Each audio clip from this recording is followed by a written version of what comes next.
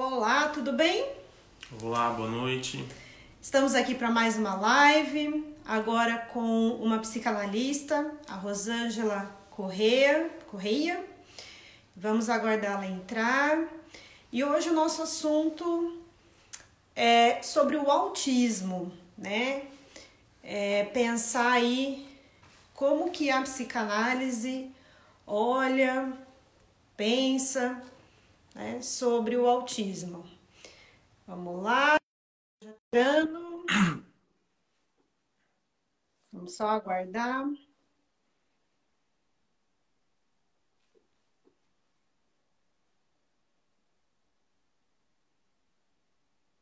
Travou não?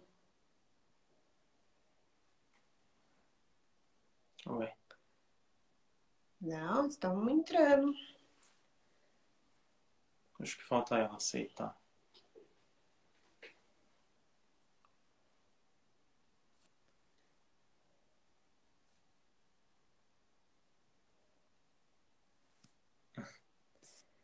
Ah, a Gleice está falando que não travou.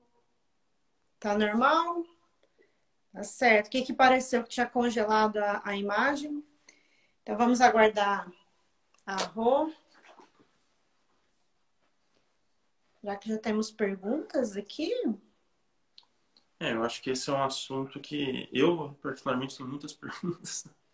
Eu acho que é um assunto que talvez ele fique às vezes camuflado para pensar na psicanálise, né? Aê! Oi, Entrou? Rosane. Boa Entrou. noite. Ah, então tá bom. Boa noite, tudo bem? Tudo ótimo. Boa Então tá noite. Tá bom. frio aí em São Paulo, né? Tá sim, tá frio. Tá bastante. Aqui veio acho que um pouquinho só desse frio. Uhum. Mas pro clima de Votuporanga já tá frio. Dá para colocar uma blusa. Sim, que Vamos lá, bom. então, Rô. Eu acho Tá, que é interessante você falar um pouquinho de você, né? Algumas pessoas talvez que vão nos assistir não conhecem um pouquinho da tua trajetória. Você quer que a gente tire os comentários ou a gente pode deixar? pode deixar, acho que Pode deixar? Então fica a tá, critério de vocês. vamos lá. Vamos lá. Eu gostaria de agradecer o Carlos e a Carol, né, por esse convite. É uma honra estar aqui podendo falar sobre autismo um pouco, né? Em relação à minha carreira, o meu percurso, eu sou psicanalista, né? Eu fiz minha formação em psicanálise no Instituto da Escola Brasileira de Psicanálise, que se chama CLINHA. Hum, Eu participei bastante tempo do núcleo de pesquisa em psicanálise com crianças, e foi a partir da participação desse núcleo que eu fui me apropriando do desejo e da vontade de escrever sobre autismo, aliado a meu percurso num CAPS infantil. Eu sim. trabalhei num CAPS infantil, mais ou menos por 15 anos, e a experiência de atender crianças, adolescentes e os familiares foi algo muito interessante, onde eu pude aprender muito, né? Então foi onde eu mais aprendi sobre autismo, foi no CAPS infantil, e, e é o que eu tenho muito a agradecer às crianças e às famílias por esse aprendizado, né? Bom, é mais ou menos isso, o meu percurso, né? E assim, falar de autismo, eu, eu pensei assim, que nós podemos falar de autismos, porque são diferentes autistas, diferentes crianças, adolescentes, adultos, então são autismos, né? Porque cada um vai ter a sua particularidade. Então, não existe um protocolo de tratamento para autista, né? Existe Uhum, tratamento para sujeitos. Então, uhum. são, são autismos, né? Uhum. Acho que esse é um primeiro ponto interessante, né, Rosângela? Para a gente demarcar aqui. Uhum. Até dois pontos, né? A gente, quando vai pensar nessa, vou chamar primeiramente desse tipo, né? Ele não se encerra dentro de alguns aspectos específicos, mas é aquilo que geralmente a literatura chama de um espectro, né? E aí, por isso, Uhum. a pluralidade, ou falar no plural, né? Autismos, Uhum. porque eu acho que há uma tendência, às vezes, de a gente pensar a psicopatologia como algo assim, que encerra um indivíduo, uma característica, e o sujeito se adequa àquilo, né? E o outro Uhum. ponto que você sacou que é um sujeito também, né? Quer Sim, dizer, no diagnóstico biomédico se pede, parece isso. é. Eu penso assim, né? E o trabalho, do ponto de vista psicanalítico, não se detém aos sintomas e a uma nomeação de diagnóstico, né? Uhum. Mas o que a gente pode colher da singularidade e da invenção que cada criança traz no Uhum. atendimento, né? Cada escolha que a criança traz. Então, é a partir desse ponto, né, de uma escolha, de um brinquedo, de um objeto, ou essa escolha é o que é privilegiado, no meu entender, do, Uhum. do tratamento do autismo, a gente parte sempre de uma escolha privilegiada, né? Do que a criança traz como uma criação própria. E Sim. a partir dessa criação é que é possível um desdobramento e um alargamento para os laços sociais. Então, Rosângela, diferentemente do que a gente poderia imaginar, os autismos, eles não têm uma vida opaca. Você está falando de criatividade. Uhum, sim, uhum. Exatamente. E você está dizendo de uma vida criativa. É interessante, ultimamente eu tenho lido algumas autobiografias, né? Hum, E alguns pais escreveram sobre a sua experiência com os filhos e também os próprios autistas escrevem sobre as suas vivências de angústias. Olha. E nessas autobiografias, especificamente uma de uma mãe que escreve sobre o seu filho, e ela aposta na particularidade da escolha dele, uhum, né? Apesar de muitos profissionais indicarem que aquela criança não podia ficar fazendo as mesmas coisas todos os dias, ela não via aquelas mesmas coisas todos os dias como algo vazio de sentido. Ela via como um imenso trabalho, né? Um trabalho que ele fazia com muita paixão, com muita dedicação, e que aquele trabalho iria percorrer o seu caminho. E aí ela aposta nisso, né? E é muito interessante porque a gente vê, eu vi durante muitos anos que eu trabalhei no CAPS, em outras situações também, de outras linhas de trabalho, outros profissionais, de que é importante retirar esses objetos obsessivos que a criança escolhe, né?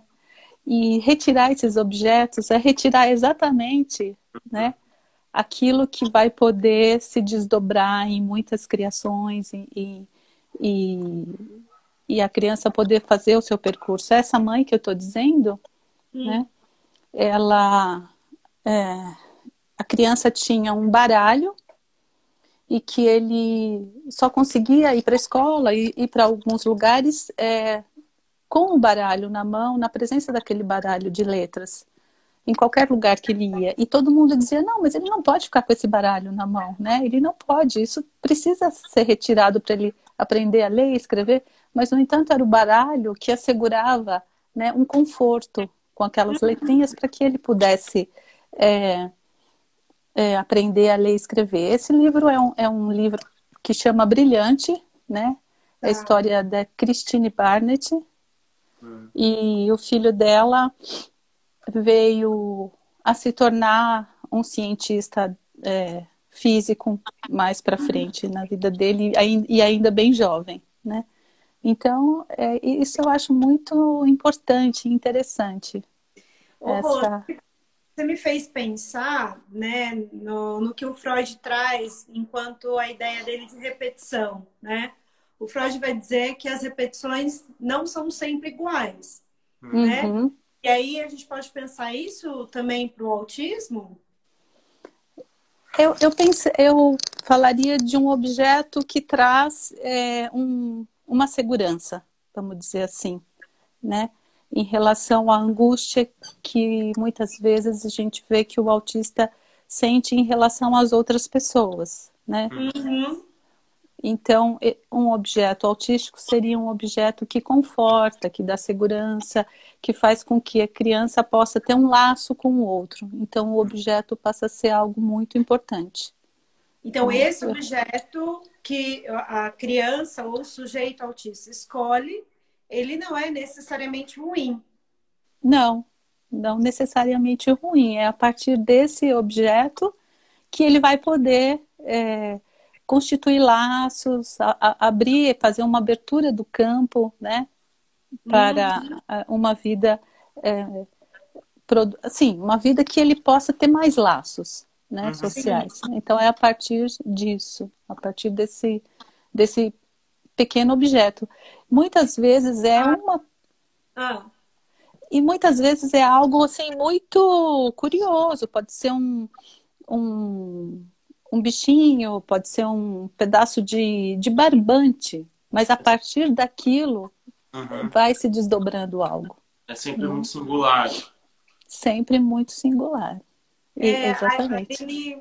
A Aline fez uma pergunta, mas ela falou que acho que já foi respondida. Ela perguntou por que os autistas escolhem esses brinquedos eleitos para carregar consigo. São objetos que trazem uma segurança, né? É o objeto que facilita o laço social. Por isso que eu penso que é muito importante apostar no desdobramento que esses objetos podem vir a surgir, né? Rosângela, eu fiquei pensando aqui quando você falava nessa questão do exemplo, né? Tem que tirar esses objetos obsessivos da criança, né? Algo assim. Uma tentativa de fazer adequar esse sujeito a um meio, enfim, a um modo de funcionar que está centralizado dentro de uma ordem específica, de um tempo específico, enfim, parece que é uma tentativa de adequação a esse sujeito, né? E eu fiquei lembrando também, eu fiz estágio no CAPS, mas no CAPS 2, né? Eu achava também assim, muito curioso em muitos momentos o quanto que a equipe de saúde, enfim, devido à formação, uma série de fatores, também mobilizava esse tipo de tentativa, de esforço de adequar aqueles sujeitos a um tempo que não é o tempo deles, me parecia muitas vezes, né? Agora é a hora de desenhar, agora é a hora de fazer atividade, né? Então, de fato, eu acho que quando você fala em aposta, eu tendo a acreditar que parece que essa aposta ela vai muito para o lado da psicanálise para compreender esse lugar, né? O que você acha disso? Eu acho que no campo da psicanálise, né, essa aposta na singularidade é o que nos interessa, né? E você disse que muitas vezes, agora é a hora de desenhar, agora é a hora de fazer determinadas atividades, e me ocorreu essas crianças na escola, né? E que existe toda uma série de atividades em que a criança é colocada a cumprir, e muitas vezes isso causa uma certa angústia nos professores, né? E a dificuldade de estar com a criança em sala de aula, e o quanto é importante os autistas também poderem mostrar a forma singular de aprendizagem, né? O quanto as outras crianças podem aprender com essa forma, muitas vezes silenciosa, né? De não aproximação. E aí, isso tudo também é interessante poder incluir essa forma de ser diferente, essa forma de aprender de maneira diferente. E aí eu pensei nessas crianças, como incluir esse novo formato de aprendizagem na escola, né? E como as outras crianças também podem se beneficiar de um jeito diferente, de um outro coleguinha poder aprender determinada questão, né? E o quanto isso ainda precisa ser discutido, trabalhado, porque assim, é compreensível também que os professores se sintam angustiados, muitas vezes, de trazer a criança e a criança num movimento próprio, né? Mas é interessante que as outras crianças também possam aprender com maneiras de ser diferente no mundo, na vida. Não sei se era essa a sua questão.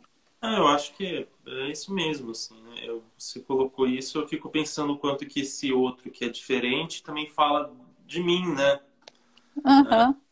O quanto que é interessante, a gente pode até pensar, né? Tá, os autismos, o autista, o sujeito autista, ele pode eleger um objeto para fazer uma ligação, né? Um laço. Mas o quanto que a gente, no nosso cotidiano, aparentemente normais, tentando, muitas vezes, a adequação tenta construir, assim, as diferenças entre o normal e o patológico, né?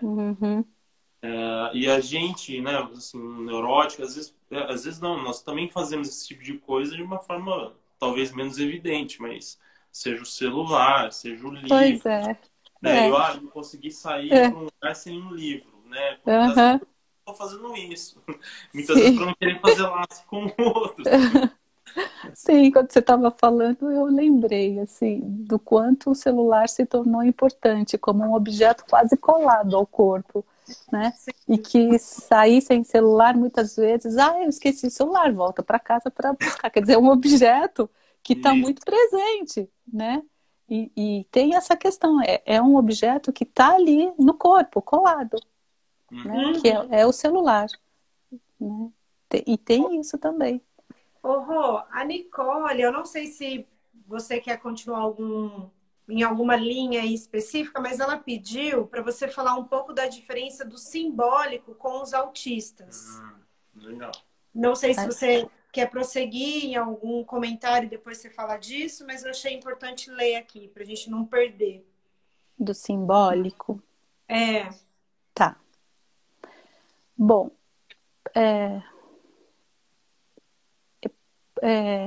o simbólico remete muito ao campo da linguagem, né? E, assim, eu li outro dia uma frase muito interessante, que todos nós, todas as crianças que nascem, já nascem inserida no campo da linguagem, que esse campo é um campo que é inegociável não nascer nele, que é o que, né? É inegociável, porque quando a criança nasce, ela já nasce inserida no campo da linguagem. É o que o Lacan chama o campo do outro, do grande outro. Sim. Então, esse campo é um campo inegociável. Todos nós nascemos no campo da linguagem, né? Antes até de nascer, né? Essa criança já recebe nome, né? Sim, já tem toda uma expectativa, ela já recebe um nome, ela já tem uma filiação naquela família, um lugar. Oi? Às vezes ela tem até uma profissão. Uma profissão, né? Então, esse campo não é negociável, né? Porém, existem duas maneiras de entrar na linguagem, que é um pouco, eu vou falar um pouco do que eu acredito e que existem maneiras de entender também diferentes, mas é um pouco o que eu acredito, o que eu entendo, baseado no campo lacaniano. Uhum. Que então existem duas maneiras de entrada na linguagem. Uma que é a partir da confirmação, né, simbólica da castração, e a outra que é onde não é possível essa confirmação da castração, que seria o que Lacan chama da fora-oclusão do nome do pai. Então, existem duas maneiras de entrada na linguagem, né? O autista, ele está na linguagem, porém, o que é difícil para ele é o discurso, é o laço social com o outro, é o discurso, mas ele entra na linguagem.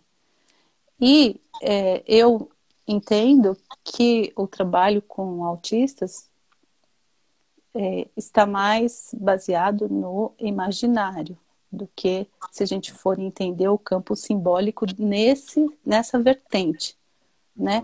Da castração, da afirmação da castração simbólica ou de um registro imaginário da linguagem. Então, eu entendo que seria mais esse registro imaginário, né?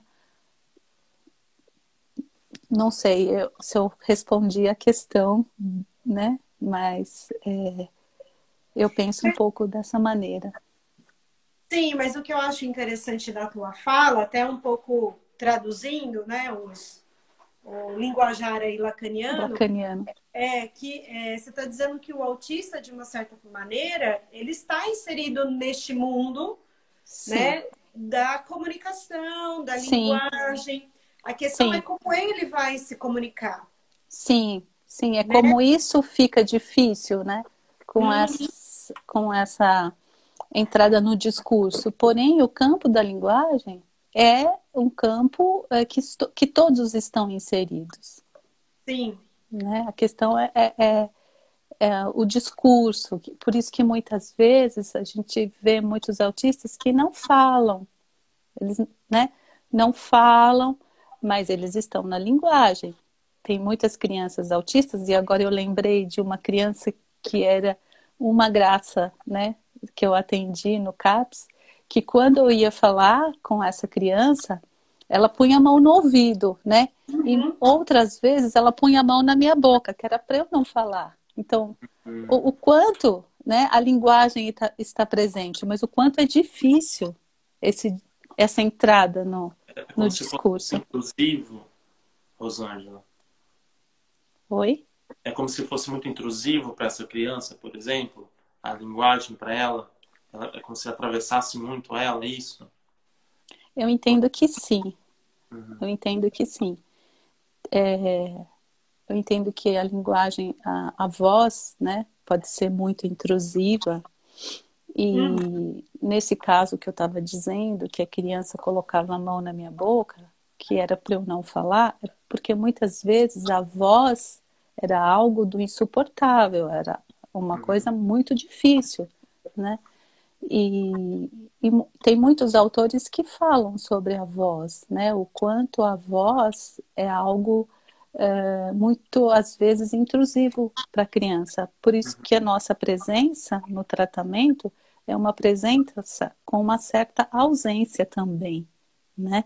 Porque não se fica demandando para a criança, fale comigo, olhe para mim, fale comigo, porque é algo que invade muito. Então, a nossa presença está revestida de uma ausência também, para não invadir essa criança.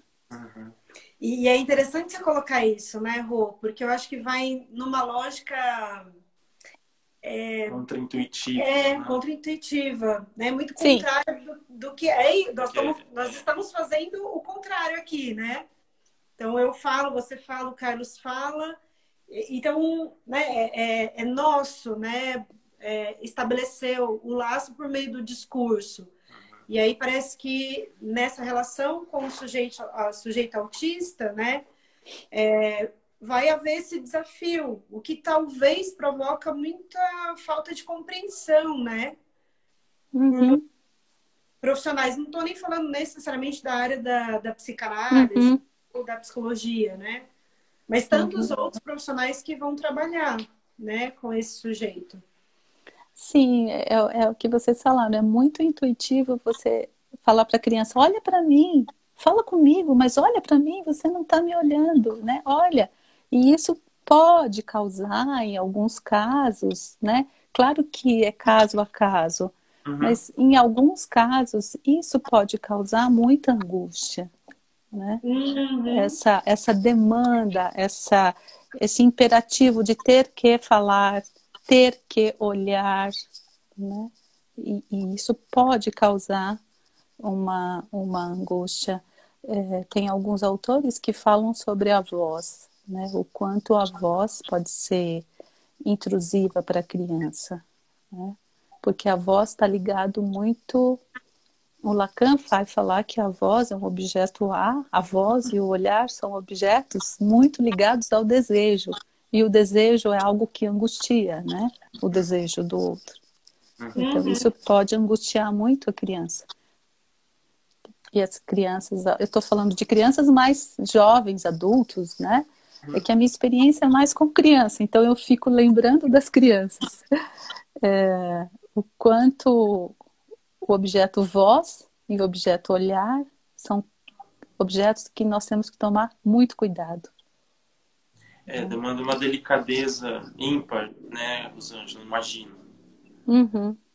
Eu fiquei pensando aqui também, Rosângela, quanto que às vezes parece assim que no campo psi, o espectro autista, ele fica muito ligado às vezes a um tratamento muito voltado à pedagogia, a um tratamento pedagógico, um tratamento, enfim, né? Não sei se fica claro que eu digo isso, mas a ideia do ensinar, que aí entra de novo aquela questão da adequação, do treinamento, da criança incorpore a linguagem, enfim. Muitas vezes é muito comum essa vertente pedagógica, né? Em alguns tratamentos nesse sentido de que a criança faça, de que a criança fale, de que a criança olhe. E a criança autista, ela muitas vezes precisa, né, que não se demande tanto para que ela possa mostrar a sua singularidade. Ela muitas vezes subverte, né, a questão pedagógica. Ela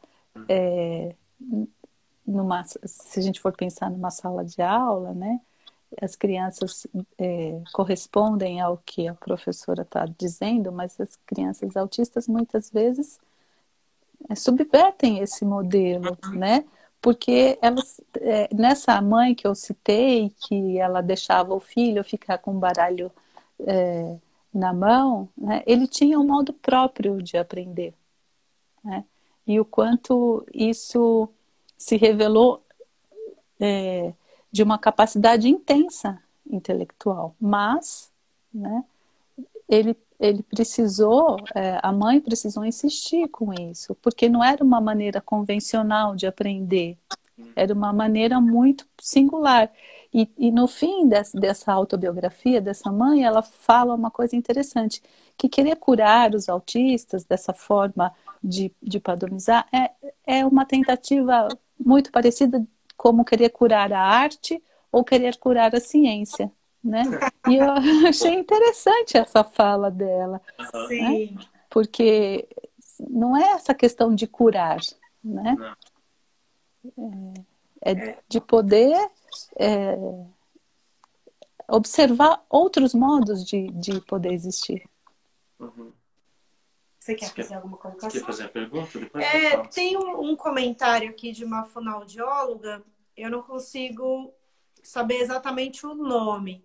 Ela diz que faz muito sentido as colocações sobre a linguagem. E aí ela conta que ela é fonoaudióloga, que ela teve um paciente no consultório que ela desejava trabalhar o olhar sobre o objeto.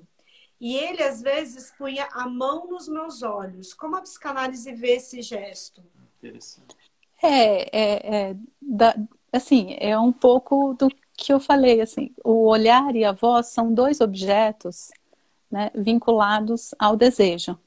Então, são dois objetos que provocam muita angústia, porque o desejo do outro é algo do enigma, né? Uhum. Então, isso pode provocar uma angústia na criança. E aí, assim, por isso que a presença tem que ser com uma certa ausência, né? Não demandar que olhe, demandar que fale toda hora, porque isso provoca algo de muita angústia. Então, a criança muitas vezes pode ficar de costas pra gente, né? Uhum. E aí, ok, mas até o trabalho vai indo até que a criança possa ter um pouco mais de tranquilidade, né? De olhar e de falar.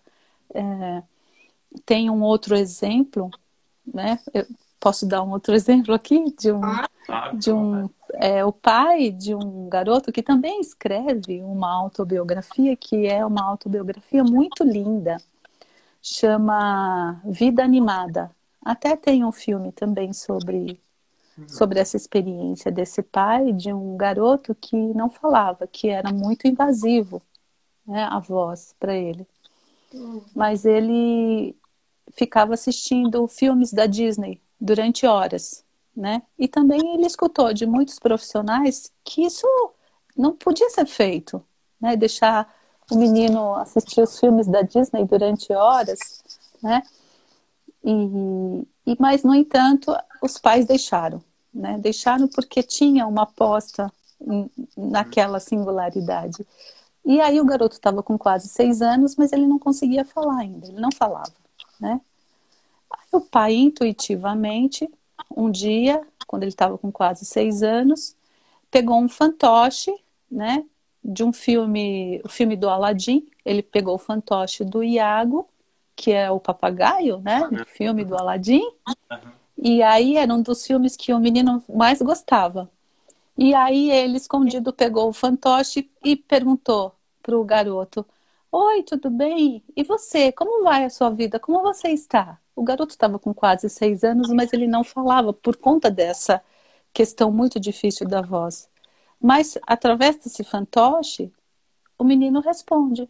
Aí ele fala: Eu não estou bem. Eu estou muito triste porque eu não tenho amigos e eu não entendo o que as pessoas querem me dizer.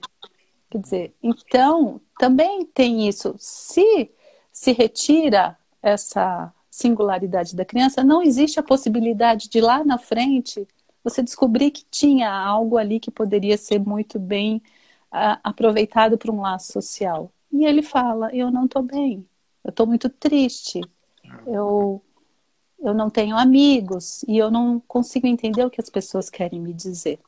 Né? E aí o pai fica completamente chocado, porque ele não imaginava que o garoto pudesse falar tão claramente sobre ele, sobre os Sim. sentimentos, né? Com uma clareza dessa natureza, né? Com um contexto muito, assim, muito contextualizado na conversa. Ele fala com a voz do personagem, né? Porque a voz é algo muito difícil para as crianças autistas. Ele fala com a voz do personagem, mas, no entanto, ele fala de si. Ele fala o Sim, quanto estava difícil para ele. sim. Né? Ó, Rô, E, a Lourdes aqui, O nome da o moça nome que... da fonoaudióloga aqui que fez a pergunta e o comentário é a Lourdes. Obrigada, Lourdes, pela contribuição. E a Luciana fez uma outra pergunta. O diagnóstico já é feito quando a criança ainda é um bebê? olha, é uma polêmica, mas eu vou falar um pouco, eu vou falar um pouco do que eu acredito, né? Essa questão do diagnóstico é uma questão delicada, é uma questão polêmica, né? Mas quando a criança é muito pequena, eu acho que precisa tomar muito cuidado para dar um diagnóstico de autismo, né? A equipe que eu trabalhava lá no CAPES é uma equipe muito boa, muito interessante, e nós tínhamos um cuidado com isso, porque a partir do momento que você fala para uma família que existe o diagnóstico de autismo, é claro que isso é algo muito difícil, né? Muito dolorido, e existe todo um impacto numa família.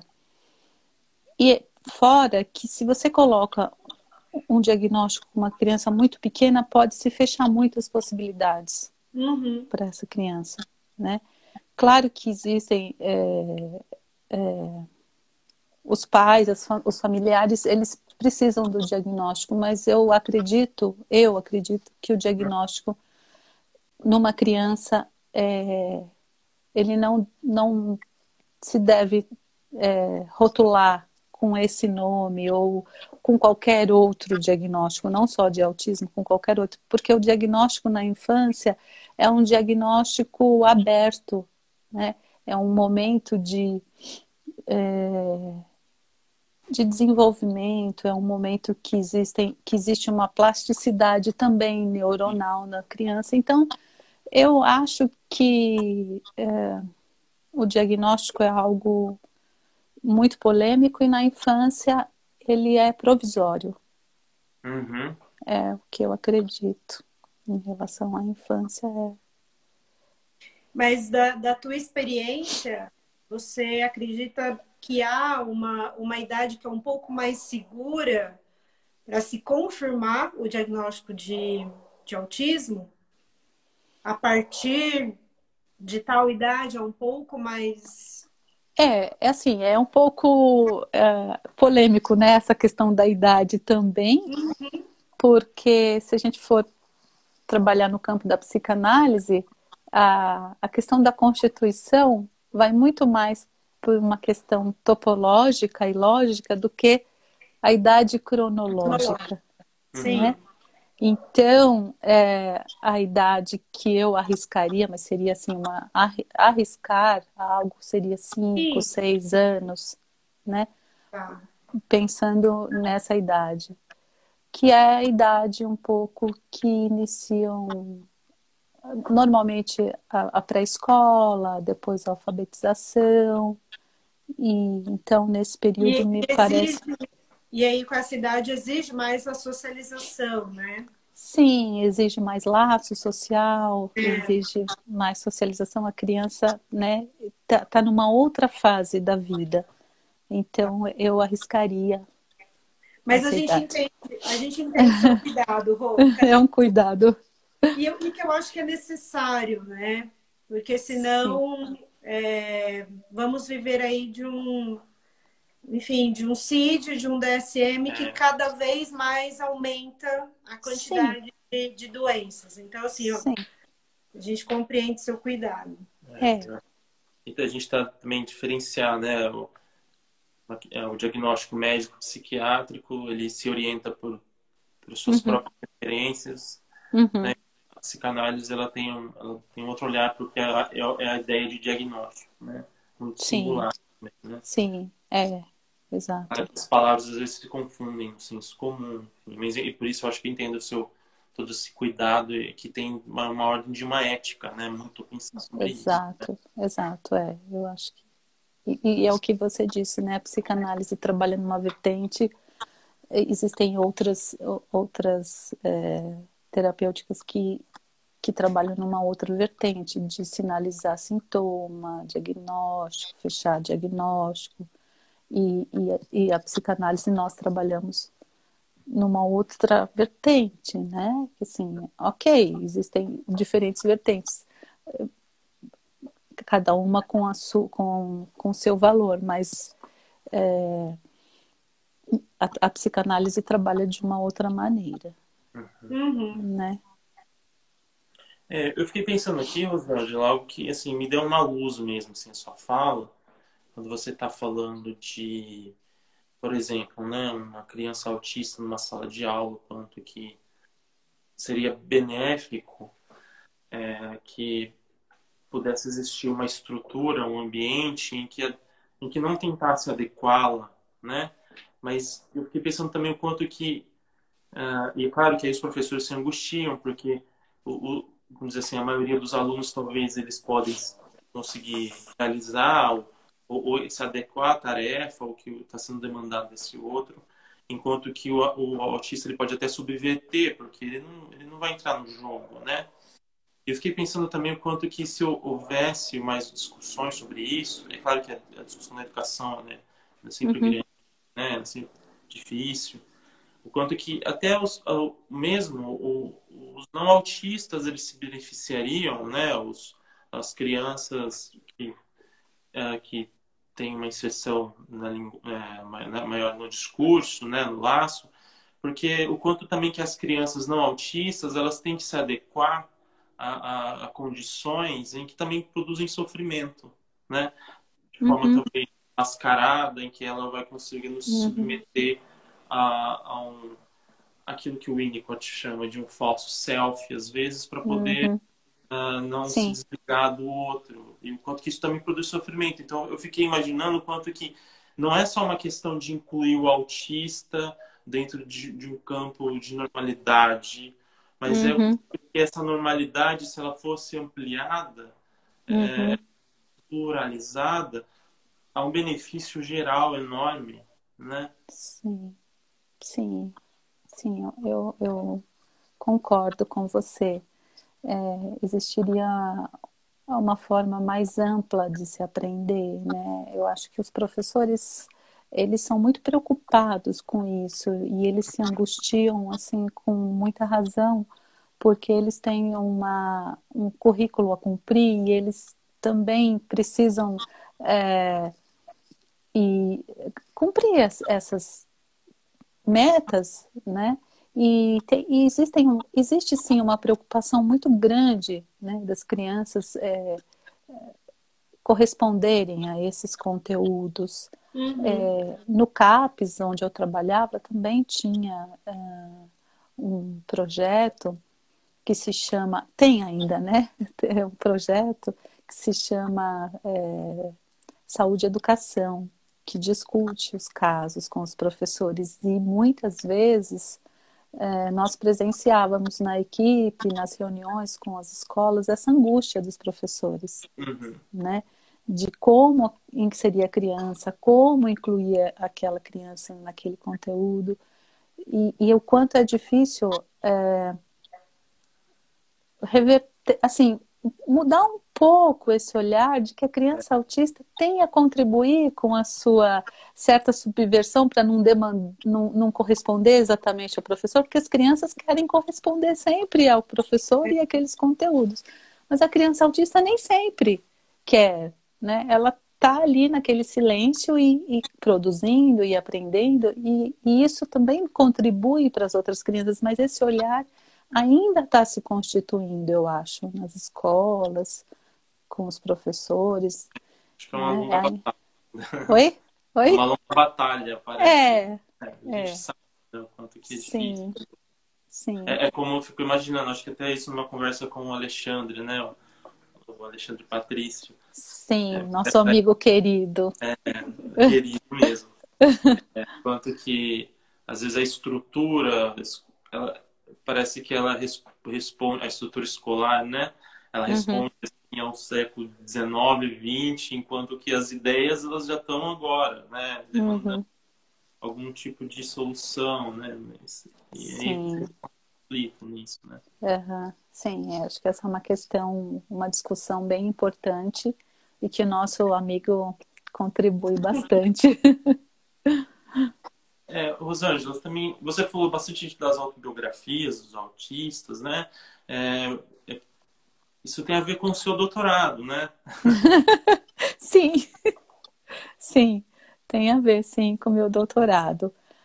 No mestrado, eu trabalhei um pouco da questão do objeto voz e a dificuldade que as crianças apresentavam de se apropriar da própria voz, de se apropriarem como um sujeito da enunciação. Muitas Hum, vezes a criança falava mais com a voz de um personagem ou falava com uma voz robotizada, mas com aquela dificuldade de se apropriar da própria voz. Isso eu trabalhei um pouco no meu mestrado, e o que me tocou muito, e foi um efeito de formação para mim, na minha formação analítica, essa criança que punha a mão na minha boca. Porque aquilo, né, me tocava demais. E eu ficava pensando, mas como é que eu vou fazer para falar alguma coisa se a criança colocava a mão na minha boca? E isso fez isso teve um impacto em mim, teve um efeito de formação em mim. E aí foi esse trabalho no mestrado. Em relação à voz, né? O quanto é difícil a criança se apropriar da voz. E aí, em seguida, eu tomei conhecimento e tive a oportunidade de conhecer essas autobiografias, né? E achei muito interessante, porque nas autobiografias tem uma autobiografia de um garoto que ele é perguntado, é uma autobiografia que ele escreve assim, em perguntas e respostas, né? E ele é um garoto que tinha uma dificuldade enorme de falar, né? E alguém pergunta para ele por que que ele não consegue falar, por que que ele não fala quando alguém pergunta alguma coisa ou lhe dirige a voz. Aí ele escreve, né? Escreve dizendo assim que ele tinha a sensação de, ao falar, ele ia se esvaziar todo, que o corpo dele se desintegraria, que era por isso que ele não falava. Mas ele escreve isso, ele não consegue falar isso, mas ele consegue escrever isso. E isso também me tocou muito. E aí eu pensei, né, no doutorado, em trabalhar as autobiografias e como que a gente pode entender a escrita, né, de pessoas que passaram a vida sem falar, né, e que muitas vezes foram consideradas incapazes, assim. Tem uma autobiografia também muito interessante de um menino que não falou durante a vida toda, mas ele escreveu muitos livros, e ele ia nos médicos com os pais, e os médicos e os profissionais, não médicos também, diziam que ele não conseguiria aprender a ler e escrever, mas que os pais, no entanto, ficariam, vamos dizer assim, satisfeitos se ele conseguisse amarrar os sapatos com 12 anos. E ele escutava aquilo, e aquilo provocava muita angústia, porque ele já sabia ler, ele já sabia escrever, mas ele não conseguia falar, né? E aí, assim, essas autobiografias trazem essas angústias dos autistas, por que que eles não conseguem falar. E quando esse garoto diz que ele não conseguia falar porque ele achava que o corpo dele ia se desintegrar, é algo de muito valioso para os psicanalistas e para os terapeutas em geral, porque ele traz uma vivência, né, muito particular dele. Então eu pensei no doutorado em como que a gente pode entender essa escrita, né, de pacientes, de pessoas que não falam, mas no entanto escrevem muito bem o seu funcionamento psíquico, porque ele fala do funcionamento psíquico dele. E aí isso me tocou demais. A hora que eu comecei a ler essas autobiografias, isso teve um efeito muito grande em mim, e aí eu pensei em estudar e pesquisar mais. E então, por isso que eu estou falando tanto de autobiografia, porque é um tema do meu doutorado. Como que a gente pode entender? E eu fiquei te ouvindo, Rô, eu fiquei pensando se essa não seria uma via de trabalho com os autistas, então. A via da escrita. Uhum. Sim, sim. Né? Não estou dizendo com todos, eu entendo da particularidade, mas talvez seja uma via. Sim, sim. Ao invés do profissional insistir tanto, olhe para mim, fale comigo, né? Sim. Fazer uso da escrita, pelo que você está comentando. Nossa, agora você falando, eu acho que é o assunto que dá outra live que me ocorreu também, quanto que isso teria uma função em relação à ideia do sintoma, com TH, né? Que o Lacan Uhum, trabalha tanto com a ideia com Joyce, né? Não sei se uhum, iria por uhum, esse lado, assim, de aham, ter essa amarração, né? A escrita uhum. faz essa amarração. É, é, eu não pensei por aí, mas assim, eu acho que Aham. tem essa questão, né, do Joyce, tem uma amarração pela escrita. Eu não Uhum. sei se poderia ser desse sentido, mas eu vou pesquisar. Eu vou, Mas eu uma outra vou. coisa, Rosângela, que achei interessante, o tempo todo assim, você fala o quanto que isso te impacta, né? O quanto Uhum, isso, quanto situações e gestos eles te afetaram de uma forma assim que também te mobilizava aquele, né? E eu acho interessante também a gente pontuar isso, quanto que a clínica psicanalítica ela participa desse movimento, né? O analista não está ali como alguém que vai aplicar uma técnica, mas uhum, alguém que está sofrendo impacto em conjunto com o paciente e uhum, ele pode fazer algo com aquilo, né? Acho uhum. muito bonito isso. Isso está sempre na sua fala, assim, né? É porque eu fico pensando que isso me provocava muito enigma, por exemplo, no CAPS.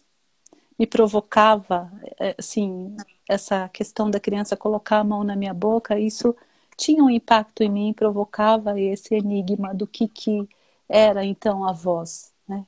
Qual era o estatuto da voz, como que deveria ser a minha voz com aquela criança, de que jeito que eu deveria falar. E isso depois que eu escrevi o mestrado, estudei sobre a voz, eu acho que é feito de formação psicanalítica, porque isso impacta, né? Sim. O analista na clínica tem um impacto. Você não sabe o que fazer com aquela criança quando ela coloca a mão na sua boca. E aí, o que eu faço se eu não posso falar? Né? E isso vai provocando algumas questões. Né? Uhum. Sim. Esse Bom, enigma. Rô, eu acho que nós estamos entrando nos últimos 5 minutos da live, então não sei se você tem algum recado, alguma mensagem que você gostaria de passar. Assim, eu estava lendo outro dia um autor, eu acho que se eu não me engano é o Jean-Claude Maleval, que ele faz uma advertência que os analistas precisam ficar atentos ao que os autistas escrevem, porque eles têm muito a dizer, né? E que nem Freud, nem o Lacan subestimaram o manuscrito do Schreber para entender a psicose, né? Sim. Então a gente tem muito que escutar o que os autistas têm a dizer, e isso é algo muito importante, valioso, né? Uhum. Uhum. E assim, isso trouxe para mim um campo de estudo, de trabalho, de clínica, que eu gosto muito, né? Agradeço vocês de poder falar um pouco desse meu percurso e agradeço também as crianças, as famílias do CAPS, né, que me proporcionaram esse aprendizado. E, bom, E eu acho acho que que você, assim, se eu pudesse dizer, né, o que fica para mim da tua fala, é que a gente também não precisa recuar diante do autismo, né? uhum, uhum, Porque, e eu acho que tratar desse tema na live, eu imagino que tenha ficado ainda uma série de questões, né? Tem toda uma polêmica também, o quanto a psicanálise pode ajudar ou não, né? uhum, uhum. Com os autistas, é uma psicose, não é? Enfim, tem É, uma série de polêmicas Parte aí. 2 pra gente É, fazer. tem a sim, a parte parte boa, 2. talvez. Tem essa polêmica também, né? Uhum. Se autismo é uma estrutura diferente da psicose. Essa também é uma outra polêmica, né? Mas o que eu queria deixar, assim, é principalmente de se apostar nas escolhas particulares dos autistas, né? Sim. De se apostar nos objetos, nas escolhas. Isso é um campo de trabalho importante para abrir possibilidades para a criança, no laço com o outro, no laço social, e isso é o início do trabalho, né? Apostar nessa escolha singular. Porque se você retira o que a criança tem de singular, você retira o mais particular dela. E aí, né, pode ser alguma coisa que entristece, que provoca angústia. E o nosso trabalho não tem que reduzir as possibilidades, mas ampliar essas possibilidades. Sim. Né? E por isso que eu lembrei do não recuar também, né? Uhum. Sim, não recuar. De uma maneira geral, eu acho que assim, a gente poderia pensar que é um tema, ou é um público em que poucas pessoas acabam se dedicando, né? Claro, tem seus desafios, mas é totalmente possível, né? Totalmente possível, claro, totalmente possível. Por isso que é tão delicado dar qualquer diagnóstico na infância, né? Porque isso pode reduzir as possibilidades. E é totalmente possível, o que você falou, é totalmente possível trabalhar, né, criar laço, colocar a criança no discurso, poder ampliar as possibilidades, isso é muito possível. Bom, Rô, temos acho que mais comentários aqui, mas de muitas pessoas dizendo que aprenderam. Acho que não tem nenhuma pergunta aqui. Não vamos deixar ninguém sem respostas, né? Estou só perguntando. Todos agradecendo. Todo mundo agradecendo. Eu que agradeço. Rosângela, para a gente é um privilégio ter contato com uma pessoa como você lá na PUC. A gente fica bastante gratificado, emocionado, sim, você ter participado da live, foi muito legal. Eu aposto numa parte 2. Eu que agradeço. A gente conversar mais sobre esse tema, porque de fato é magnífico esse trabalho. Lindo. E eu acho que até na parte 2 me fica um pouco também a parte da família, né? Dos familiares também, né? Enquanto tem um processo que é deles e o quanto, enfim, a terapêutica, né? Os trabalhos estão olhando para os familiares, né? Sim, e é importante que os familiares conheçam essas autobiografias também, né? Que são histórias muito bonitas, são histórias de superação, de possibilidades, né? De aposta. E essa eu acho que é uma parte importante também, que os familiares possam conhecer outras histórias. Então vamos deixar todo mundo curioso aí. Sim. Eu que agradeço. Eu que agradeço a vocês. Estou morrendo de saudades, viu? Vai ficar salvo. O pessoal está perguntando, mas vamos deixar salvo, sim. Tá gravado. Tá bom? Tchau. Tá bom. Até. Tchau. Tchau. Até. Para você também. Tchau.